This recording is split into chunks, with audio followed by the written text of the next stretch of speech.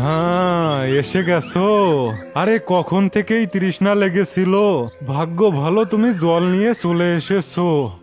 আরে রে রে, না হলে মনে হচ্ছিল আজকে আমাকে তৃষ্ণায় দিদি, এটা তুমি কি করছো? না, তুমি এভাবে বাড়ি থেকে পালিয়ে যেতে পারো না। দেখো বোন, তুমি তো জানো আমি আমার প্রেমিককে কতটা ভালোবাসি। ওকে ছাড়া আমি থাকতে পারি না। বাবা আমাদের বিয়েটা কখনোই হতে দেবে না, তাই আমাকে এখান থেকে চলে যেতে হচ্ছে। না দিদি, তুমি কেমন কথা বলছো? আমি তোমাকে অনেক ভালোবাসি আর তোমাকে ছাড়া থাকতে পারবো না। তুমি যদি যাও তাহলে আমাকেও তোমার সাথে নিয়ে চলো। তাছাড়া তুমি যদি পালিয়ে যাও তাহলে বাবা আমার জীবনটা নরক বানিয়ে দেবে। আমি চাই না যে তোমার কারণে আমার জীবনটাও নষ্ট হোক। এই তুমি কেমন কথা বলছো? আমি তোমাকে আমার সাথে কিভাবে নিয়ে যেতে পারি? দিদি, তুমি চলে যাবার পর বাবা আমার সাথে কি করবে? দিদি, ঈশ্বরের দোহাই, আমাকে তোমার সাথে নিয়ে চলো। হ্যাঁ, তুমি তো ঠিকই বলছো। আমিও এটা ভেবে খুবই চিন্তিত হচ্ছিলাম যে তোমাকে ছাড়া কিভাবে থাকবো। তুমিও আমাকে অনেক ভালোবাসো, আর আমি সম্পূর্ণ নিশ্চিত আমার প্রেমিক তোমাকেও ওর ছোট বোন মানবে। ও একজন খুবই ভালো মানুষ। হ্যাঁ দিদি, আমি তোমার সাথে যাওয়ার জন্য প্রস্তুত। তারপর বানি আর দিয়া দুজনে মাঝরাতেই মহল থেকে পালিয়ে যায়। ঘন জঙ্গলের মধ্যে দিয়ে গিয়ে ওরা একটি কুঁড়ে ঘরে পৌঁছায় আর ওখানেই থামে। তখনই ভেতর থেকে রমাকান্ত বেরিয়ে আসে। রমাকান্ত, দেখো, আমি সবকিছু ছেড়ে চলে এসেছি। আমার মহল, আমার বাবা আর আমার সম্পূর্ণ সুখ সুবিধা ছেড়ে দিয়েছি। আমি তোমাকে অনেক ভালোবাসি। এখন তুমি আমাকে বিয়ে করো। রমাকান্ত কিছুই বলে না আর শুধু হাসতে থাকে। তখনই ওর চোখ পড়ে বানির ওপরে। আচ্ছা, এটা বলো, এ তোমার ছোট বোন নাকি? হ্যাঁ, এ আমার বোন। তোমার বোন তো খুবই সুন্দরী। বাহ, অদ্ভুত অদ্ভুত। এত সুন্দরী মেয়ে তো আমি আগে কখনোই দেখিনি। দেখো, এসব কথা ছাড়ো।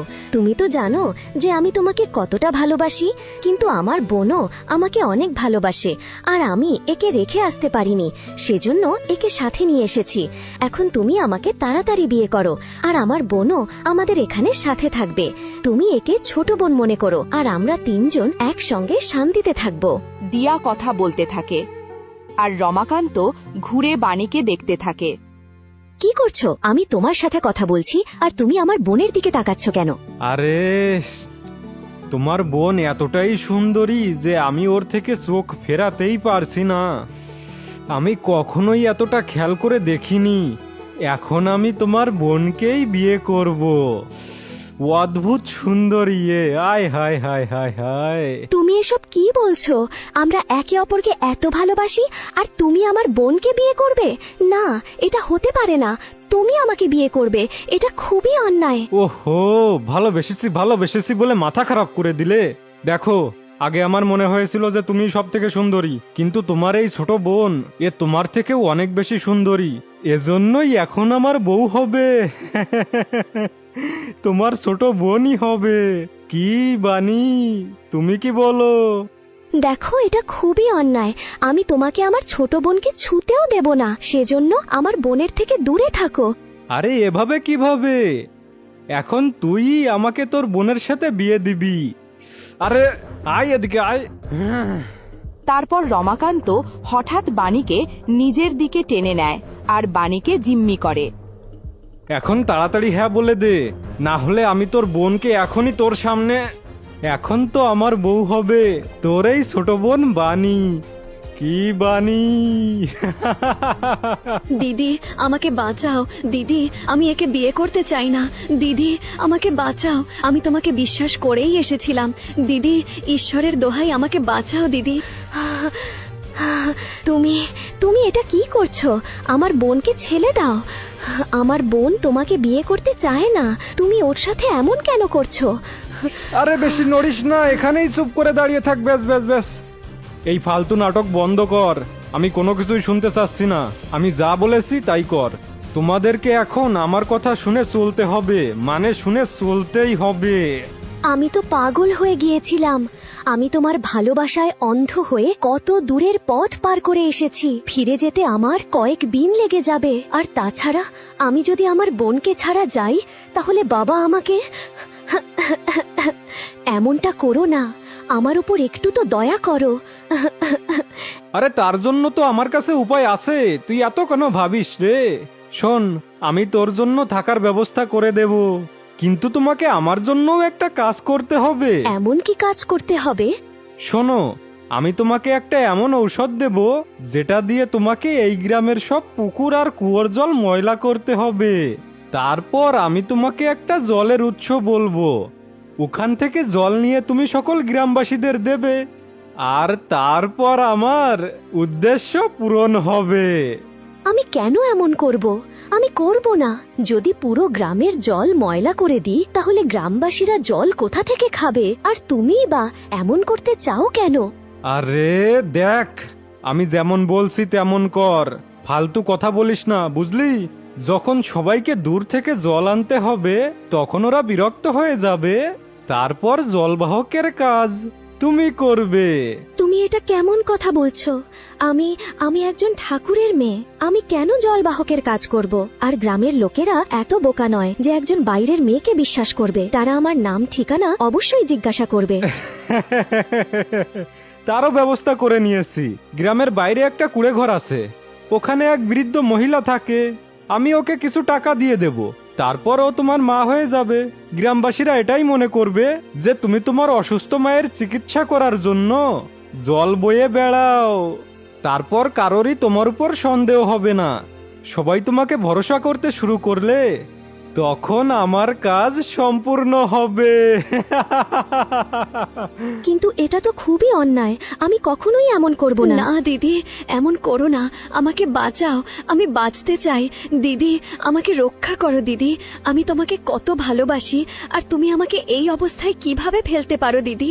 ঠিক আছে, তুমি আমার বোনের কোনো ক্ষতি করো না। আমি এটা করার জন্য প্রস্তুত। আমি আজই গ্রামের সব কুয়ো আর পুকুরের জল ময়লা করে দেব। শুধু আমার বোনের কিছুই করো না। এখন পথে এসেছো, এখন হলে তুমি আমার প্রিয় ভালো দিয়া। চলো, এখন তুমি বুদ্ধিমতী হয়ে গেছো। আরে চলো চলো চলো, এখন তাড়াতাড়ি যাও যাও যাও যাও যাও। আরে দাঁড়াও দাঁড়াও, আগে ঔষধ তো নিয়ে যাও। হ্যাঁ, এই নাও। যতগুলো পুকুর আর কুয়ো আছে সবগুলোতে অল্প অল্প ঢেলে দিও, এতে পুরো গ্রামের জল নিমের মতো তেতো হয়ে যাবে, তা তো আর কেউ খেতে পারবে না। তারপর তুমি যে জল দেবে তার স্বাদ সবার কাছে ভালো লাগবে। হ্যাঁ, চলো চলো চলো চলো, দৌড়ে যাও দৌড়ে যাও, যাও যাও যাও। দিয়া অনিচ্ছা সত্ত্বেও ওই ঔষধটা নিয়ে ওখান থেকে বেরিয়ে পড়ে ও গ্রামের প্রতিটি কুয়ো আর পুকুরে ওই ঔষধটা ঢেলে দেয়। আমাকে ক্ষমা করো গ্রামবাসীরা, আমি কি করব? আমি অসহায়। জলই সকলের জীবন, আর আজ আমি নিজের হাতেই তা ময়লা করছি। আমাকে ক্ষমা করে দাও। তারপর দিয়া কাঁদতে কাঁদতে পুকুরের জল ময়লা করে দেয়। এভাবেই 2 দিন কেটে যায়। গোটা গ্রামে বিশৃঙ্খলা সৃষ্টি হয়ে যায়। গ্রামের সবাই চত্বরে জড়ো হয়। কুয়ো আর পুকুরের জল এতটাই তেতো হয়ে গিয়েছিল যে কেউ আর তা খেতে পারছিল না। জমিদার সকলের দুর্দশা দেখে চিন্তিত হয়ে পড়ে। আরে এটা কি হয়ে গেল? আমাদের গ্রামে এত বড় সমস্যা চলে এলো। কুয়ো আর পুকুরের সব জল একদম নিমের মতো তেতো হয়ে গেল কিভাবে? ওহো, থু থু থু থু। হ্যাঁ, সত্যি জমিদার বাবু, আপনি একদম ঠিক বলছেন। আমার পরিবারের লোকেরা তো 2 দিন ধরে ঠিক মতো জলও খায়নি। আমরা ঘন জঙ্গলে গিয়ে 1 ঘোড়া জল নিয়ে এসেছি। এরকম ভাবে আর কতদিন চলবে বলুন তো? আমাদের গ্রামের সমস্যা দিন দিন শুধু বেড়েই যাচ্ছে। এখন আমরা জল কিভাবে খাবো? তাই তো, এটা তো আমিও বুঝতে পারছি না। আসলে আমাদের কুয়ো আর পুকুরের জল এত তেতো হয়ে গেল কিভাবে? যেন কেউ জলের মধ্যে সম্পূর্ণ নিম গাছই গুলিয়ে দিয়েছে। এতটা তেতো লাগছে যে একটুও খাওয়ার মতো নেই। হ্যাঁ। তখনই দিয়া ভিড়ের মধ্যে থেকে সামনে এগিয়ে আসে আর সবার সামনে বলে, জমিদার বাবু, যদি আপনি বলেন তাহলে আমি গভীর জঙ্গল থেকে জল এনে পুরো গ্রামে সরবরাহ করতে পারি। আরে তুমি কিভাবে সকল গ্রামবাসীদেরকে জল এনে দিতে পারো? একা কিভাবে পারবে? আচ্ছা, আগে এটা বলো যে তুমি আসলে কে? মানে হলো, এর আগে তো তোমাকে কখনো দেখিনি। আমাদের গ্রামে তোমাকে তো নতুন মনে হচ্ছে। জমিদার বাবু, আমি গ্রামের বাইরে একটা কুঁড়ে ঘরে থাকি আমার বৃদ্ধা মায়ের সাথে। আমার মা খুবই অসুস্থ আর আমার কাছে তেমন কোনো কাজও নেই। গ্রামের এই জলের সমস্যাটা অনেক বড়, তাই আমি ভাবছি আমি সবার জন্য জল নিয়ে আসি।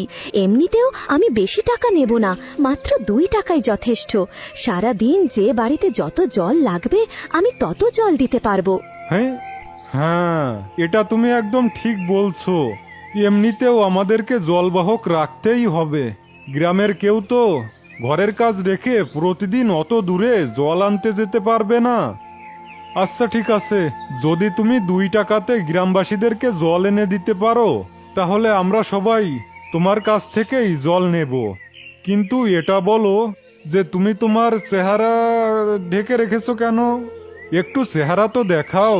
আমার মা বলে যে কোনো মেয়েরই কারো সামনে নিজের চেহারা দেখানো উচিত নয়, তাই আমিও কাউকে আমার চেহারা দেখাতে চাই না। আচ্ছা ঠিক আছে। তোমার মা তোমাকে আসলেই অনেক ভালো সংস্কার দিয়েছে। ঠিক আছে, তাহলে আজ থেকে আমাদের গ্রামে যতগুলো ঘর আছে সবাইকে তুমিই জল এনে দেবে। এতে তোমারও ভালো হবে আর আমাদের গ্রামেরও ভালো হবে। তাহলে এটাই ঠিক হলো। আমি এতদিন ধরে পুরো গ্রামকে জল দিয়ে আসছি আর সবাইকে আমার প্রতি অভ্যস্ত করে তুলেছি। এখন আমাকে তাড়াতাড়ি ভাবতে হবে যে আমাকে কি করতে হবে, না হলে সবকিছু নষ্ট হয়ে যাবে। এইটুকু বলেই দিয়া খুবই বিচলিত হয়ে রমাকান্তের কাছে যায়।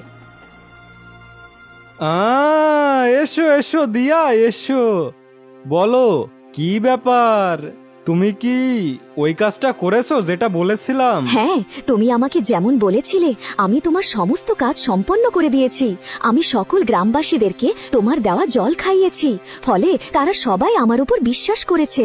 আর আমি আমার বুদ্ধি দিয়ে তাদেরকে ওই পাহাড়ের গুহায় বন্দি করে রেখে দিয়েছি। এখন তো আমার বোনকে ছেড়ে দাও আর আমাদের এখান থেকে যেতে দাও।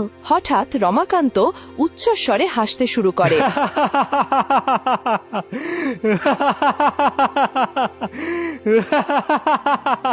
হাসতে হাসতে ও হঠাৎ ওর আসল বুড়ো রূপে ফিরে আসে, যা দেখে দিয়া ভয় পেয়ে যায়।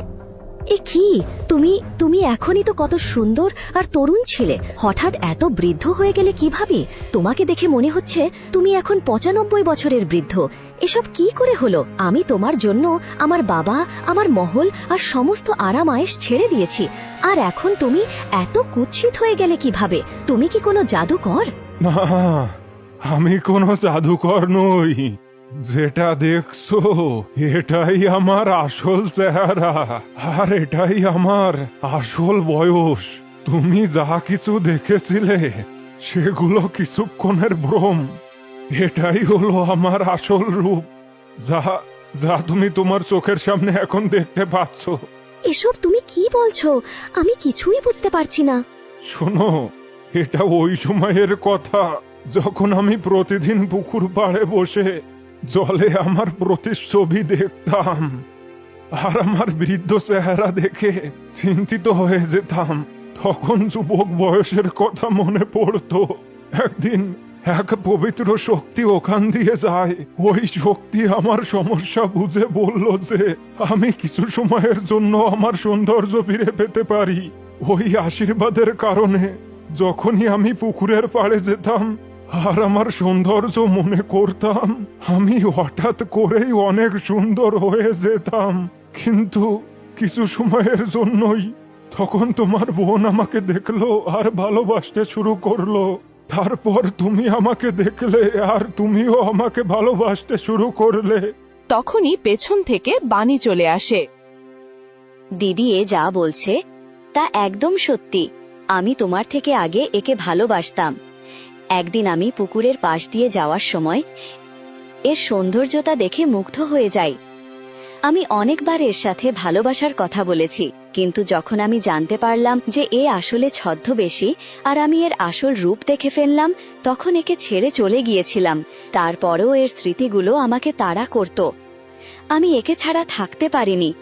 তাই আমি ফিরে এসে বললাম যে আমি একে ছাড়া থাকতে পারবো না। তুমি যেমনই হও, আমার ভালোবাসা বদলায়নি, আর আমি তোমার সাথে জীবন কাটাতে চাই। যদি তুমি আগে থেকেই এর সাথে ছিলে, তাহলে তুমি আমাকে এত বছর ধরে দাসীর মতো কাজ করিয়েছ কেন? তুমি আমার বোন হয়ে আমার সাথে বিশ্বাসঘাতকতা করলে কেন? তুমি তো আমাকে অনেক ভালোবাসতে, তাই না? হ্যাঁ দিদি, আমি তোমাকে ভালোবাসি, কিন্তু আমার ভালোবাসার জন্য আমি তোমাকেও ত্যাগ করতে প্রস্তুত ছিলাম। তুমি আমার সাথে অনেক অন্যায় করেছো। তোমরা দুজনেই আমার সাথে অনেক অন্যায় করেছো। দিদি, প্রত্যেকটা সম্পর্কের একটা মূল্য থাকে, আর আমি তোমার কাছ থেকে সেই মূল্যটা নিয়েছি।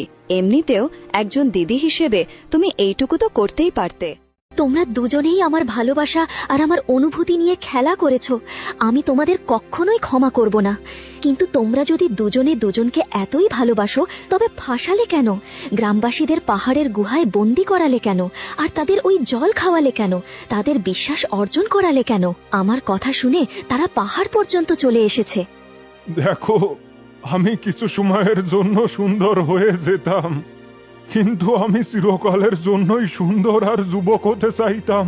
এই জন্য আমি একটা বড় পুস্তকালয়ে গিয়েছিলাম, আর আমি ওখানে একটা প্রাচীন বই পেয়েছিলাম যেখানে লেখা ছিল, যদি কেউ চিরকালের জন্যই সুন্দর আর যুবক থাকতে চায়, তাহলে ওকে নীলগিরি পাহাড়ের ঝর্ণার জাদুর জল গ্রামবাসীদের খাইয়ে ওদেরকে ওই পাহাড়ের গুহায় বন্দি করতে হবে, আর ওদের উপর মন্ত্র পড়তে হবে। ওই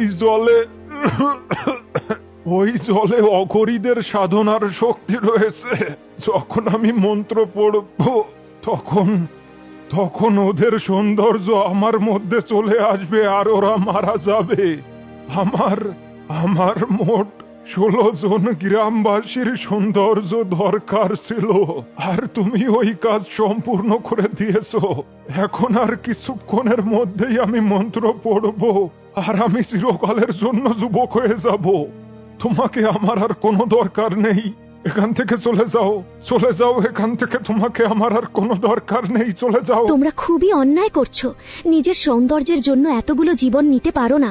আমি এটা হতে দেব না, এমনকি যদি এর জন্য নিজের জীবনও দিতে হয়। দিদি, তুমি কিছুই করতে পারবে না। এতগুলো বছর ধরে আমাদের জন্য তুমি শুধু কাজই করেছো। এখন এখান থেকে চলে যাও। তুমি যদি আর একটাও কথা বলো, তাহলে আমরা খারাপ কিছুও করতে পারি, কিন্তু তুমি আমাদের জন্য এত কিছু করেছো, তাই তোমাকে ছেড়ে দিচ্ছি। যেখানে খুশি চলে যাও, আমাদের সুখে বাধা দিও না। হ্যাঁ, তোমার বোন আমাকে এতটা ভালোবাসে, এই জন্য আমি তোমাকে জীবিত ছাড়ছি। না হলে তো আমার কাজ হয়ে গেছে, আর আমি তোমাকে শেষ করে দিতে পারি। এখন চলে যাও এখান থেকে, চলে যাও। রমাকান্ত আর বাণী উচ্চস্বরে হাসতে শুরু করে, আর দিয়া হাউ হাউ করে কাঁদতে কাঁদতে ঘন জঙ্গলের দিকে চলে যায়। না, যাই হোক না কেন, আমি ওই দুজনকে ওদের পরিকল্পনায় সফল হতে দেব না।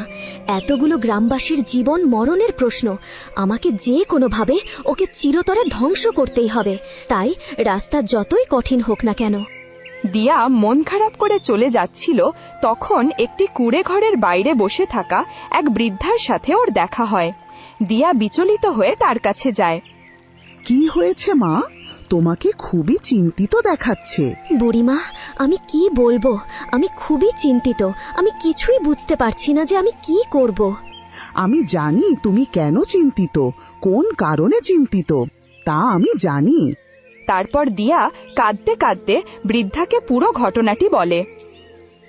হ্যাঁ, তোমার সাথে সত্যিই খুবই খারাপ হয়েছে, কিন্তু এর অবসান ঘটানোর একটাই উপায় আছে। হ্যাঁ বুড়িমা, বলো কি উপায়? আমি তার জন্য প্রস্তুত। অবসান ঘটানোর উপায় হলো, এখান থেকে কিছুটা দূরে গেলেই তুমি একটা অনেক বড় নিম গাছ পাবে। ওই নিম গাছে পূর্বপুরুষেরা তাদের শক্তিতে সিদ্ধ করা একটা তলোয়ার লুকিয়ে রেখেছেন। তুমি সেটা দিয়ে রমাকান্তর মোকাবেলা করলে ও ভস্ম হয়ে যাবে। কিন্তু বুড়িমা কি? কিন্তু ওই তলোয়ারের শক্তি তখনই জাগ্রত হবে যখন ওই তলোয়ারের প্রতি কেউ ত্যাগ করবে। মানে প্রথমে কাউকে ত্যাগ করতে হবে। ঠিক আছে বুড়িমা, আমি ত্যাগ করার জন্য প্রস্তুত, কারণ আমি এতগুলো মানুষকে মরতে দিতে পারি না। আমি ওদের ফাঁদে ফেলেছিলাম, আমাকেই ওদের বাঁচাতে হবে। ঠিক আছে, তাহলে এখান থেকে উত্তর দিকে এগিয়ে যাও। ওখানে ওই গাছটি পাবে। গাছের সামনে একটি মন্ত্র বলবে, তলোয়ার বেরিয়ে আসবে, আর তারপর তোমাকে নির্ভয়ে এগিয়ে যেতে হবে। বৃদ্ধ মহিলা দিয়ার কানে মন্ত্র বলে। হ্যাঁ বুড়িমা, আমি ঠিক এরকমই করব। তোমার কথা কখনোই ভুলবো না। তারপর দিয়া ওখান থেকে বেরিয়ে পড়ে। কিছুটা দূরে গেলেই ও একটা অনেক বড় নিম গাছ দেখতে পায়। এটাই সেই গাছ যার কথা বুড়িমা বলেছিল। এখন আমাকে দ্রুত মন্ত্র জপ করতে হবে, নির্ভয়ে আর একটানা। দিয়া মন্ত্র জপ করে। হঠাৎ চারিদিকে উজ্জ্বল আলো ছড়িয়ে পড়ে, আর গাছের ভেতর থেকে একটি অদ্ভুত তলোয়ার বেরিয়ে আসে। এখন আর মাত্র কিছু সময়, তারপর আমি সকল গ্রামবাসীদের ওর আতঙ্ক থেকে মুক্ত করে দেব, তাই আমাকে যাই করতে হোক না কেন। এই বলে দিয়া তলোয়ারটি নিয়ে নেয় আর ঘন জঙ্গলের মধ্য দিয়ে সেই গুহার দিকে এগিয়ে যায়। সেখানে রমাকান্ত আগে থেকেই ধ্যান করছিল। থামো, এখন তুমি কিছুই করতে পারবে না। গ্রামবাসীদের ছেড়ে দাও, না হলে আমি তোমাকে এখনই। আরে তুমি আমার কিছুই করতে পারবে না। তুমি মাঝখানে আসলে আমি তোমাকে শেষ করে দেব। এবার আর দয়া করব না। আমি জানি তোমাকে কিভাবে থামাতে হবে। তাড়াতাড়ি গ্রামবাসীদের ছেড়ে দাও, এখনো সময় আছে। যদি প্রাণে বাঁচতে চাও তাহলে এখান থেকে চলে যাও। আমি তোমাকে একবার ছেড়ে দিয়েছি, দ্বিতীয়বার ছাড়বো না। হ্যাঁ, যদি তুমি আমার কথা না শোনো, তাহলে এখন দেখো আমি কি করি, তারপর আর আফসোস করার সুযোগই পাবে না। তারপর দিয়া তলোয়ারটি তুলে নিজেকেই এই দৃশ্য দেখে রমাকান্ত হো হো করে হেসে ওঠে।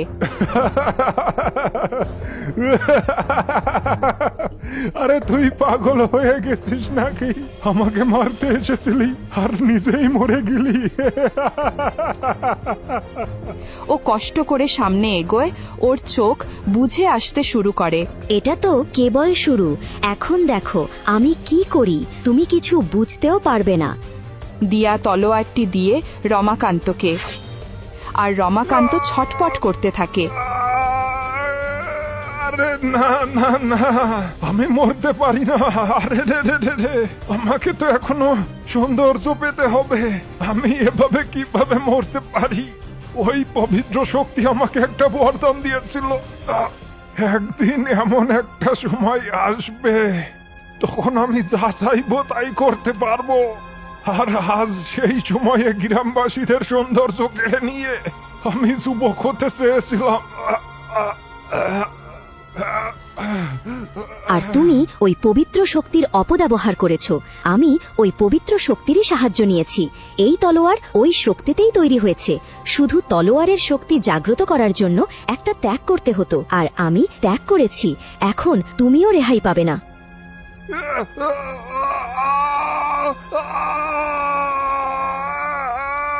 রমাকান্ত চিৎকার করতে থাকে, আর মুহূর্তের মধ্যেই ও ভস্মীভূত হয়ে যায়।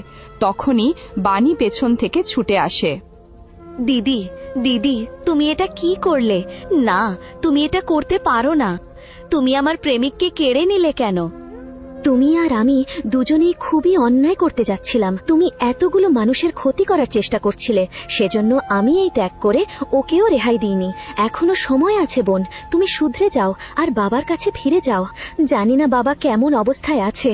বাবা হয়তো আমাদের অনেক মনে করে।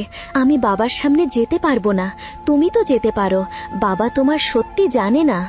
সেই মুহূর্তেই দিয়া ওর শেষ নিঃশ্বাস গুনতে শুরু করে, আর ও ওখানেই শেষ নিঃশ্বাস ত্যাগ করে।